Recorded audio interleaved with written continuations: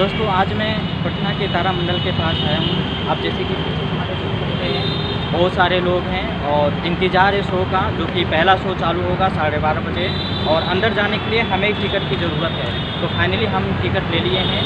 अंदर क्या है कैसा है मुझे नहीं पता, हमारे वीडियो के साथ आप बने रहिए और ये चलते हैं हम आपको अंदर और दिखाते हैं पूरी वीडियो।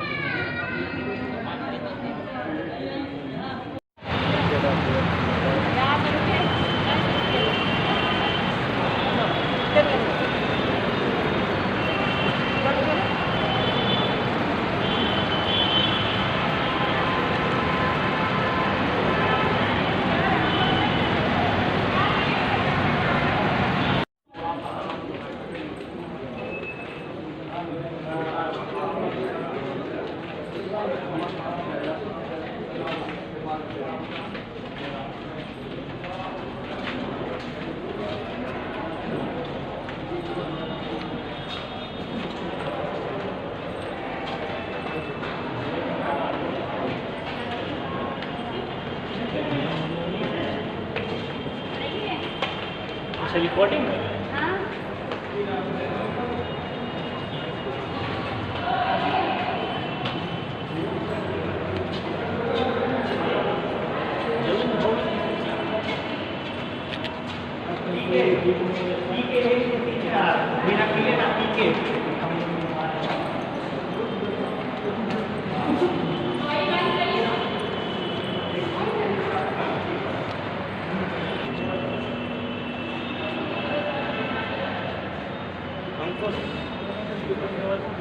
दोस्तों मैं तारामंडल के अंदर पहुंच चुका हूँ और पूरी जानकारी पूरी हम आपको दिखाएंगे, बने रहिए हमारे वीडियो के साथ। शहर का मनोहर दृश्य देखने के पश्चात आइए आराम से बैठकर अब हम अरबों खरबों वर्षों में घटने वाली खगोलीय घटनाओं को कुछ मिनटों में देखने का प्रयास करते हैं। यह एक मनोहर संध्या है, तारे आकाश में हीरे की तरह चमकने लगे हैं। हाँ, वो हमारा चंद्रमा, हमारी पृथ्वी का एकमात्र प्राकृतिक उपग्रह। हमारी पृथ्वी का सबसे करीबी ये आकाशीय पिंड हमसे 3,84,000 किलोमीटर की दूरी पर है।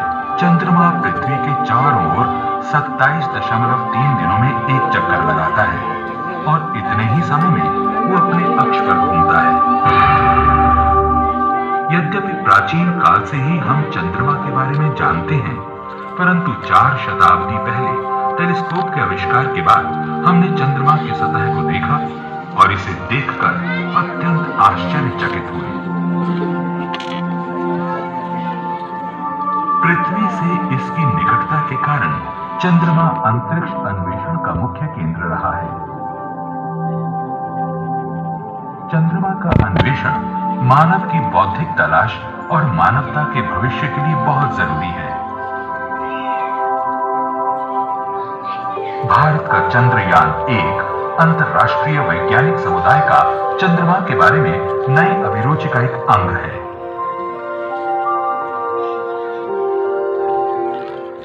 भारतीय अंतरिक्ष अनुसंधान संगठन के चंद्रयान 1 का प्रक्षेपण 22 अक्टूबर 2008 को प्रातः 6:22 पर सतीश धवन अंतरिक्ष केंद्र श्रीहरिकोटा आंध्र प्रदेश से किया गया।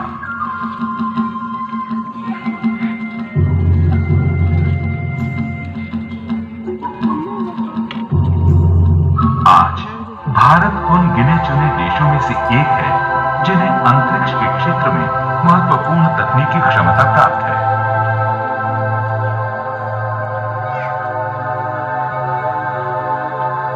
चंद्रयान 1 भारतीय अंतरिक्ष अनुसंधान संगठन द्वारा पृथ्वी की कक्षा से दूर भेजा जाने वाला प्रथम अंतरिक्ष यान है।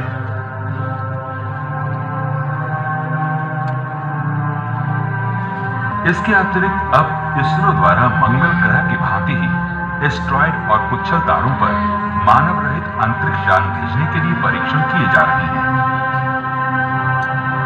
भारत के संपूर्ण विकास के लिए इसरो द्वारा अंतरिक्ष अनुसंधान में किए जा रहे कार्यों की सफलता के लिए हम सभी अपनी शुभकामनाएं देते हैं।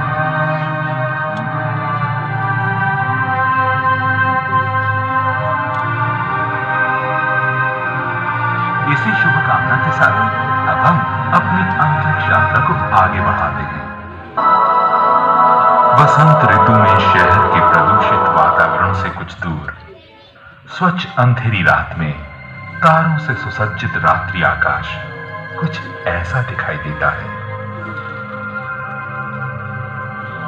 प्रारंभ में ये तारे आकाश में इधर उधर फैले हुए नजर आते हैं, परंतु मानव की आंखें और मस्तिष्क आसानी से इनमें कुछ आकृतियों की कल्पना कर लेते हैं।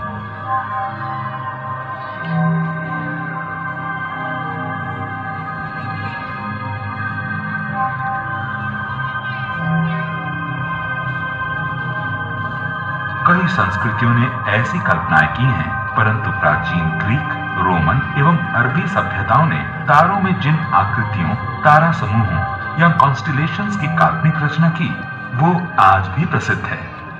उदाहरण के लिए वसंत ऋतु के रात्रि आकाश में पश्चिम दिशा में ऊपर की ओर उल्टा प्रश्नवाचक चिन्ह तथा एक त्रिभुज, ये दोनों मिलकर लियो यानी सिंह राशि बनाते हैं तथा ये मान्यता है कि इस सिंह ने हजारों वर्ष पूर्व नील घाटी को ढूंढ निकाला था। इसके समीप है वर्गो यानी कन्या राशि, जिसे फसलों की देवी भी माना जाता है, तथा चमकीला तारा स्पाइका।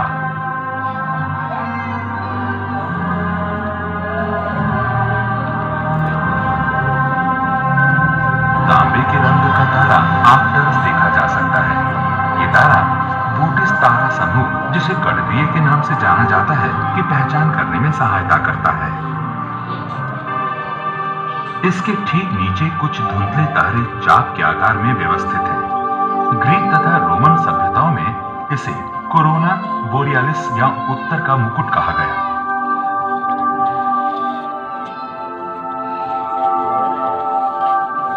जैसे जैसे महीने बीतते गए, संध्या आकाश के तारे और नक्षत्र भी धीरे धीरे बदलते गए। आकाश में हमारे ऊपर की ओर 3 चमकदार तारे एक त्रिभुज बनाते हैं, जिसे ग्रीष्म त्रिभुज कहते हैं। इन तीनों में सबसे चमकदार है वेगा तारा। ये वीणा के आकार के लायरा तारा समूह का सबसे चमकदार तारा है।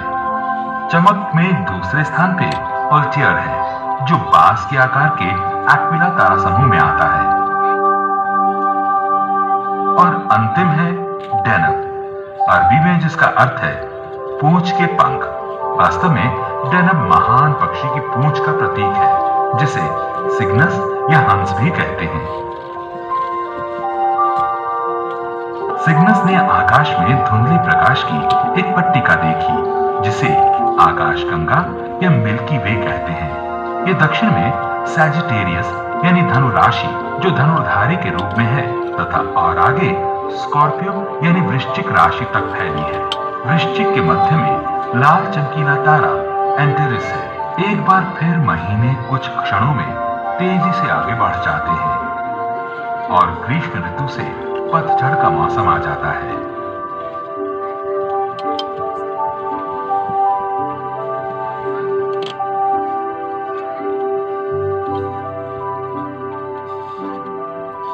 इस समय हमारे ठीक ऊपर कैसियोपिया तारा समूह है। Cassiopeia, Andromeda, seats, Perseus. और अब हम शांत शरद ऋतु के चमकदार तारों से सुसज्जित सुंदर रात्रि आकाश को देख रहे हैं। उत्तर दिशा में ऊपर की ओर सीधी रेखा में एक समान चमक के 3 तारे शक्तिशाली शिकारी के रूप के ओरायन तारा समूह की बेल्ट के रूप में शोभायमान है। 3 तारों के बाईं ओर जाने पर कैनिस मेजर तारा समूह मिलता है। इसे ओरायन का वफादार शिकारी कुत्ता माना जाता है तथा इसके आगे सबसे चमकदार तारा सीरियस दिखाई देता है।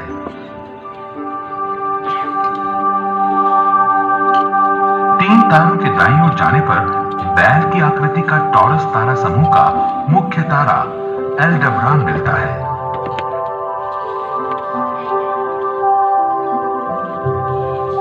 टॉरस के अंदर ही तारों का गुच्छा प्लीडिस मिलता है, जिसे 6 बहनों के नाम से भी जाना जाता है।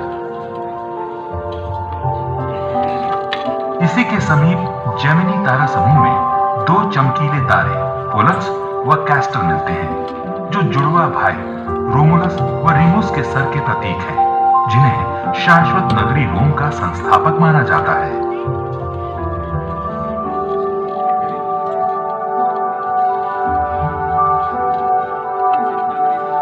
समय और मौसम के अनुसार ही आकाश में तारों की स्थिति भी परिवर्तित होती रहती है। इसीलिए हमारे पूर्वजों ने आकाश को अपनी घड़ी व कैलेंडर बनाया। आकाश ही उन्हें बताता था कि कब फसल लगानी है, कब काटनी है, कब शिकार करना है और कैसे जीना है।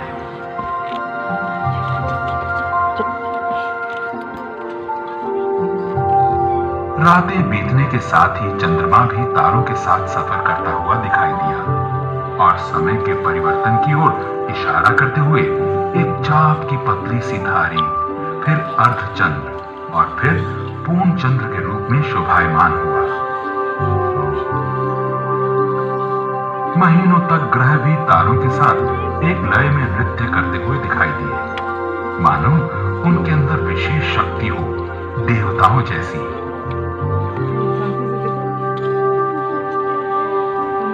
प्राचीन आकाश दृष्टाओं के लिए आकाश सुव्यवस्था व खूबसूरती का पर्याय था। साथ ही साथ ये अत्यंत रहस्यमय भी लगता था। चंद्रमा की प्रकृति व स्वभाव तो कुछ दिखाई देता था, परंतु ग्रह व तारे मनुष्य की समझ से दूर ही रहे। हमारे सौर मंडल के मध्य में है इनका जनक तारा सूर्य। लाखों किलोमीटर व्यास में फैला यह सूर्य ताप नाभिकीय यानी थर्मोन्यूक्लियर शक्ति का विशाल स्रोत है।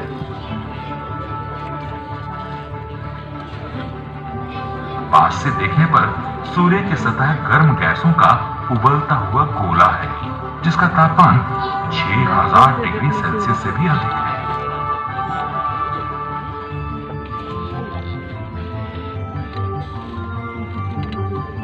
सौर सतह अथवा फोटोस्फीयर के ऊपर सूर्य का वातावरण है। इस क्षेत्र में गैस की जलती हुई लपटें देखी जा सकती हैं, जो कि प्रोमिनेंस कहलाती हैं। यहाँ आकाश में हजारों किलोमीटर की ऊंचाई तक उठती हुई प्रोमिनेंस सुशोभित हैं।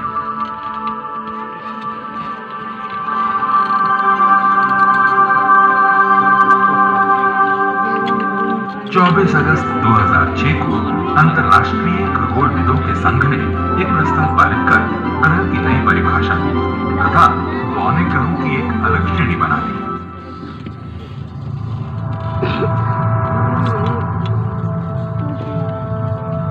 बौने ग्रहों की श्रेणी में 3 आकाशीय पिंड आए।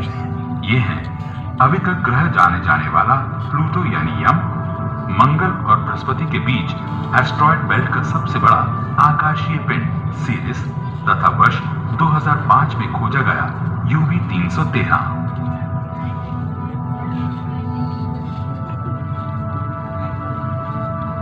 भविष्य में हमारे सौरमंडल की कुपियर बेल्ट में से और इसके बाहर के दर्जनों पिंड बौने ग्रह की श्रेणी में रखे जा सकते हैं। वर्ष 1930 में जब प्लूटो की खोज हुई तो खगोलविदों को यह निर्णय लेने में काफी कठिनाई हुई थी कि इसे ग्रह कहा जा सकता है अथवा नहीं।